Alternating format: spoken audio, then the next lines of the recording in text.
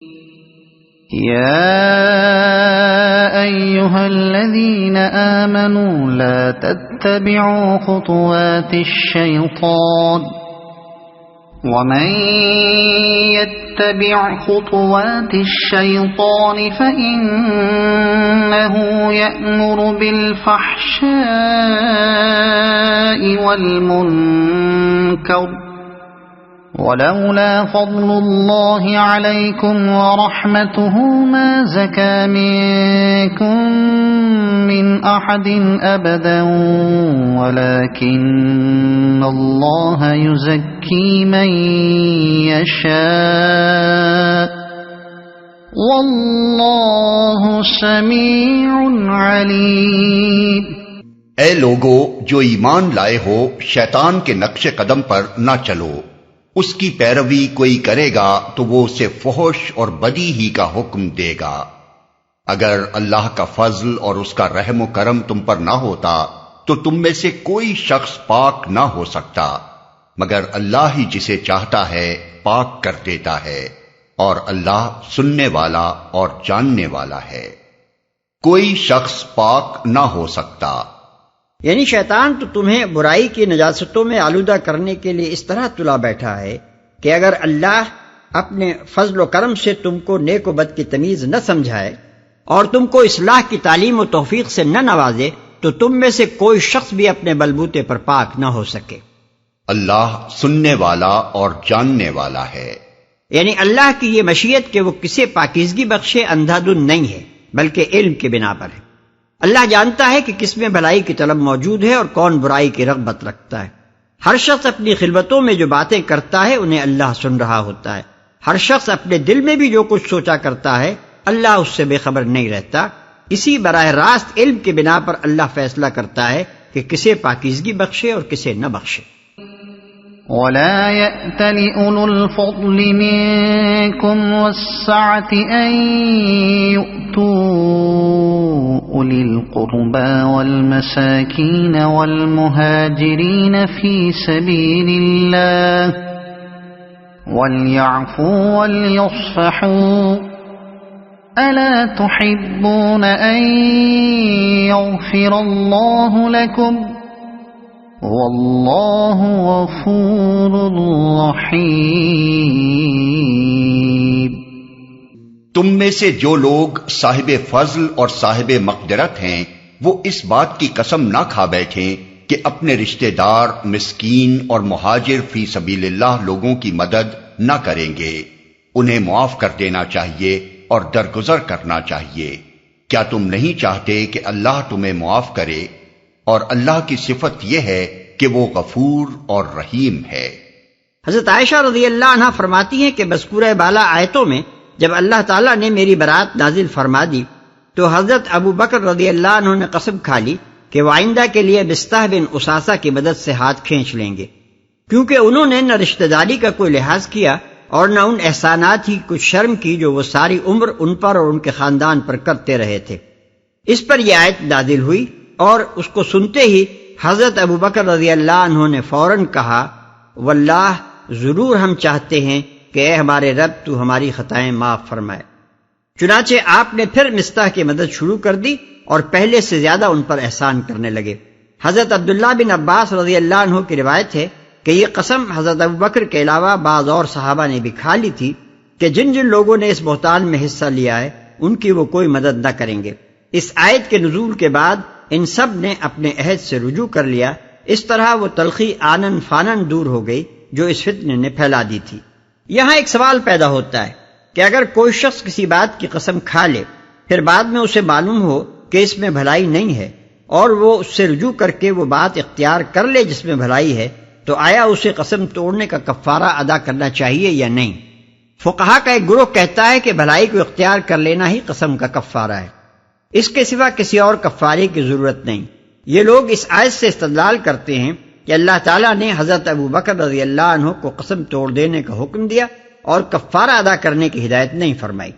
اس کے علاوہ نبی صلی اللہ علیہ وسلم کے اس ارشاد کو بھی وہ دلیل میں پیش کرتے ہیں کہ جو شخص کسی بات کی قسم کھا لے پھر اسے معلوم ہو کہ دوسری بات اس سے بہتر ہے تو اسے وہی بات کرنی چاہیے جو بہتر ہے، اور یہ بہتر بات کو اختیار کر لینا ہی اس کا کفارہ ہے۔ دوسرا گروہ کہتا ہے کہ قسم توڑنے کے لیے اللہ تعالیٰ قرآن مجید میں ایک صاف اور مطلق حکم نازل فرما چکا ہے۔ البقرہ آیت 225، المائدہ آیت 89، جسے اس آیت نے نہ تو منسوخ ہی کیا ہے اور نہ صاف الفاظ میں اس کے اندر کوئی ترمیم ہی کی ہے، اس لیے وہ حکم اپنی جگہ باقی ہے۔ اللہ تعالیٰ نے یہاں حضرت ابوبکر رضی اللہ عنہ کو قسم توڑ دینے کے لیے تو ضرور فرمایا، مگر یہ نہیں فرمایا کہ تم پر کوئی کفارہ واجب نہیں۔ رہا نبی صلی اللہ علیہ وسلم کا ارشاد، تو اس کا مطلب صرف یہ ہے کہ ایک غلط یا نامناسب بات کی قسم کھا لینے سے جو گناہ ہوتا ہے وہ مناسب بات اختیار کر لینے سے دھل جاتا ہے۔ اس ارشاد کا مقصد کفارہ قسم کو ساقط کر دینا نہیں ہے، چنانچہ دوسری حدیث اس کی توضیح کر دیتی ہے، جس میں حضور صلی اللہ علیہ وسلم نے فرمایا ہے، جس نے کسی بات کی قسم کھا لی ہو پھر اسے معلوم ہو کہ دوسری بات اس سے بہتر ہے، اسے چاہیے کہ وہی بات کرے جو بہتر ہے اور اپنی قسم کا کفارہ ادا کر دے۔ اس سے معلوم ہوا کہ قسم توڑنے کا کفارہ اور چیز ہے اور بھلائی نہ کرنے کے گناہ کا کفارہ اور چیز۔ ایک چیز کا کفارہ بھلائی کو اختیار کر لینا ہے اور دوسری چیز کا کفارہ وہ ہے جو قرآن نے خود مقرر کر دیا ہے۔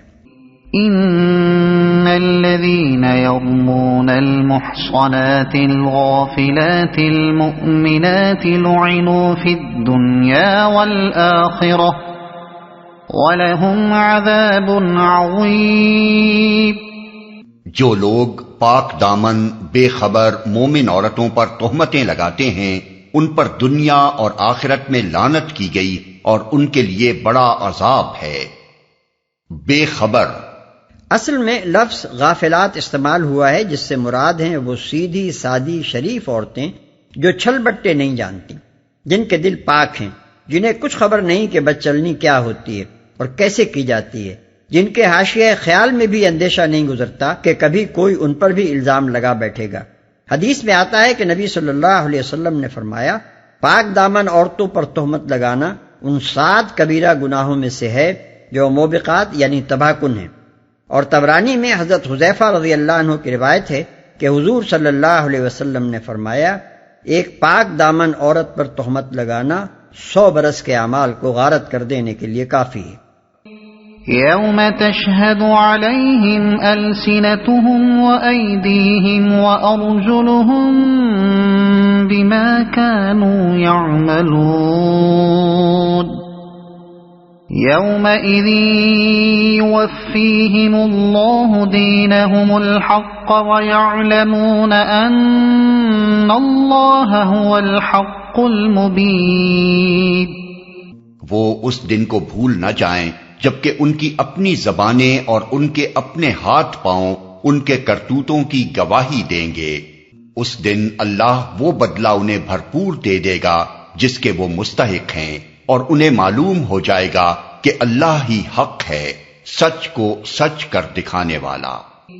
الخبيثات للخبيثين والخبيثون للخبيثات والطيبات للطيبين والطيبون للطيبات أولئك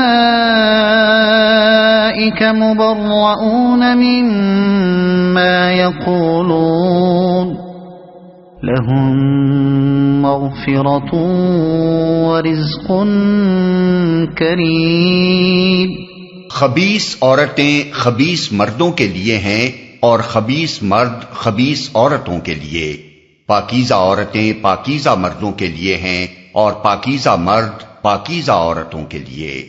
ان کا دامن پاک ہے ان باتوں سے جو بنانے والے بناتے ہیں، ان کے لیے مغفرت ہے اور رزق کریم۔ جو بنانے والے بناتے ہیں۔ اس آیت میں ایک اصولی بات سمجھائی گئی ہے کہ خبیثوں کا جوڑ خبیثوں ہی سے لگتا ہے اور پاکیزہ لوگ پاکیزہ لوگوں ہی سے طبعی مناسبت رکھتے ہیں۔ ایک بدکار آدمی صرف ایک ہی برائی نہیں کیا کرتا ہے کہ اور تو سب حیثیتوں سے وہ بالکل ٹھیک ہو، مگر بس ایک برائی میں مبتلا ہو۔ اس کے تو اطوار، عادات، خصائل، ہر چیز میں بہت سی برائیاں ہوتی ہیں جو اس کی ایک بڑی برائی کو سہارا دیتی اور پرورش کرتی ہیں۔ یہ کسی طرح ممکن نہیں ہے کہ ایک آدمی میں یکایک کوئی ایک برائی کسی ازغیبی گولے کی طرح پھٹ پڑے جس کی کوئی علامت اس کے چال چلن میں اور اس کے رنگ ڈھنگ میں نہ پائی جاتی ہو۔ یہ ایک نفسیاتی حقیقت ہے جس کا تم ہر وقت انسانی زندگیوں میں مشاہدہ کرتے رہتے ہو۔ اب کس طرح تمہاری سمجھ میں یہ بات آتی ہے کہ ایک پاکیزہ انسان جس کی ساری زندگی سے تم واقف ہو کسی ایسی عورت سے نباہ کر لے اور برسوں نہایت محبت کے ساتھ نباہ کیے چلا جاتا رہے جو زناکار ہو؟ کیا تم تصور کر سکتے ہو کہ کوئی عورت ایسی بھی ہو سکتی ہے جو بدکار بھی ہو اور پھر اس کی رفتار، گفتار، انداز، اطوار کسی چیز سے بھی اس کے برے لچھن ظاہر نہ ہوتے ہوں؟ یا ایک شخص پاکیزہ نفس اور بلند اخلاق بھی ہو اور پھر ایسی عورت سے خوش بھی رہے جس کے یہ لچھن ہو؟ یہ بات یہاں اس لیے سمجھائی جا رہی ہے کہ آئندہ اگر کسی پر کوئی الزام لگایا جائے تو لوگ اندھوں کی طرح اسے بس سنتے ہی نہ مان لیا کریں، بلکہ آنکھیں کھول کر دیکھیں کہ کس پر الزام لگایا جا رہا ہے، کیا الزام لگایا جا رہا ہے، اور وہ کسی طرح وہاں چسپاں بھی ہوتا ہے یا نہیں۔ بات لگتی ہوئی ہو تو آدمی ایک حد تک اسے مان سکتا ہے یا کم از کم ممکن اور متوقع سمجھ سکتا ہے، مگر ایک انوکھی بات جس کی صداقت کی تائید کرنے والے آثار کہیں نہ پائے جاتے ہوں، صرف اس لیے کیسے مان لی جائے کہ کسی احمق یا خبیث نے اسے منہ سے خارج کر دیا ہے؟ بعض مفسرین نے اس آیت کا یہ مطلب بھی بیان کیا ہے کہ بری باتیں برے لوگوں کے لیے ہیں، یعنی وہ ان کے مستحق ہیں، اور بھلی باتیں بھلے لوگوں کے لیے ہیں، اور بھلے لوگ اس سے پاک ہیں کہ وہ باتیں ان پر چسپاں ہوں جو بدگو اشخاص ان کے بارے میں کہتے ہیں۔ بعض دوسرے لوگوں نے اس کا مطلب یہ لیا ہے کہ برے اعمال برے ہی لوگوں کو سجتے ہیں اور نیک اعمال نیک ہی لوگوں کو سزاوار ہیں۔ نیک لوگ اس سے پاک ہیں کہ وہ برے اعمال ان پر چسپاں ہو جو منسوب کرنے والے ان کی طرف منسوب کرتے ہیں۔ کچھ اور لوگوں نے اس کا مطلب یہ لیا ہے کہ بری باتیں برے ہی لوگوں کے کرنے کی ہیں اور بھلے لوگ بھلی باتیں ہی کیا کرتے ہیں۔ بھلے لوگ اس سے پاک ہیں کہ وہ اس طرح کی باتیں کریں جیسی یہ افترا پرداز لوگ کر رہے ہیں۔